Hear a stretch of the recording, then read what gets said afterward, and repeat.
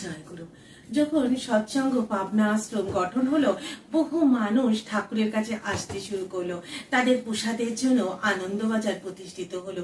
এই যে এত মানুষ ঠাকুরের কাছে আসতেন এবং ঠাকুরকে গুরু রূপে বরণ করেছেন, তো এই যে এত মানুষ, আমাদের মানুষের মন তো খুব চঞ্চল, আমরা কোনো জায়গায় স্থির থাকতে পারি না। তাই ঠাকুর প্রত্যেকটা মানুষ যেন তাদের জীবনের মূল যে কেন্দ্র বা মূল যে স্রোত, তার থেকে বহিষ্কৃত না হয় বা ঘুরে না মরে, তাই জন্য প্রত্যেকটা মানুষকে বেঁধে রাখার জন্য ঠাকুর সৎসঙ্গের 5টি পিলার বা 5টি স্তম্ভ প্রতিষ্ঠা করলেন। যে 5টি পিলার বা স্তম্ভের উপরে সমগ্র সৎসঙ্গ দাঁড়িয়ে আছেন।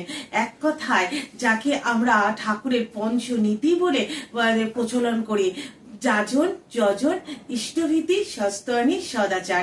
এই 5টি নীতি আমাদের প্রত্যেকটা সৎসঙ্গের অবশ্যই পালনীয় কর্তব্য। তার কারণ হলো, এই 5টা নীতি যদি আমরা সঠিকভাবে পালন না করে, তাহলে আমাদের মধ্যে ঈশ্বর যে বোধ বা ঈশ্বরের যে চেতনা, তার বিকাশ লাভ করতে পারে না। যজন, যাজন, ইষ্টভীতি, সস্তানি, সদাচার, এই 5টি নীতির মাধ্যমে আমরা আমাদের জীবনের যে মূল বা জীবনের যে মূল লক্ষ্য, সেই মূল লক্ষ্যেতে কিন্তু আমরা স্থিরভাবে থাকতে পারি। কারণ মানুষ্য জীবন তো কখনো সোজা হয় না। আমাদের প্রত্যেকটা মানুষের জীবনেই নানা রকম পরিস্থিতির সৃষ্টি হয়, কখনো ভালো, কখনো খারাপ। তাই এই ভালো খারাপ দুটো পরিস্থিতির মধ্যেই কিন্তু আমরা ঈশ্বরকে হারিয়ে ফেলি। কখনো কখনো আমরা ভাবি যে ঈশ্বর আমাদের এত দুঃখ দিয়েছে, তাহলে আমরা আর ঈশ্বরের পথে চলবো না। আবার কখনো এতটাই আমরা খুশি বা আনন্দেতে থাকি, তো আমরা মনে করি যে আমরা তো ভালোই আছি, তো আমাদের ঈশ্বরকে কি প্রয়োজন।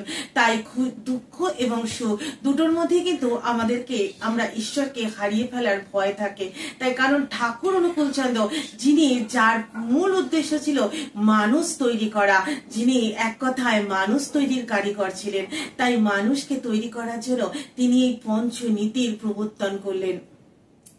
যে পঞ্চনীতির মাধ্যমে আমরা শুধুমাত্র আমাদের আধ্যাত্মিকতা জাগরণ করি না, আমরা সমাজে একটা প্রকৃত মানুষ হিসাবে আত্মপ্রকাশ করতে পারি। কারণ এই 5টা নীতি যে আমরা যদি প্রতিপালন করি, তাহলে কিন্তু আমাদের সমগ্র মানব জীবনটাই যেন অন্য রকমের হয়ে যায়।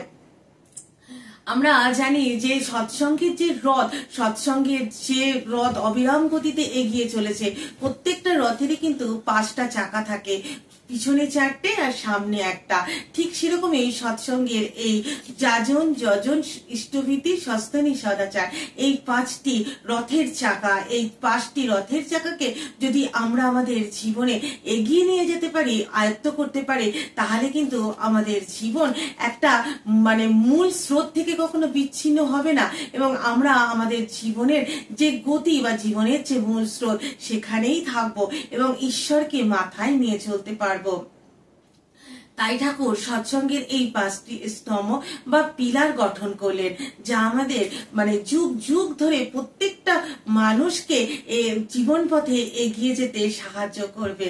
আজ এই পর্যন্তই। নমস্কার, জয় গুরু।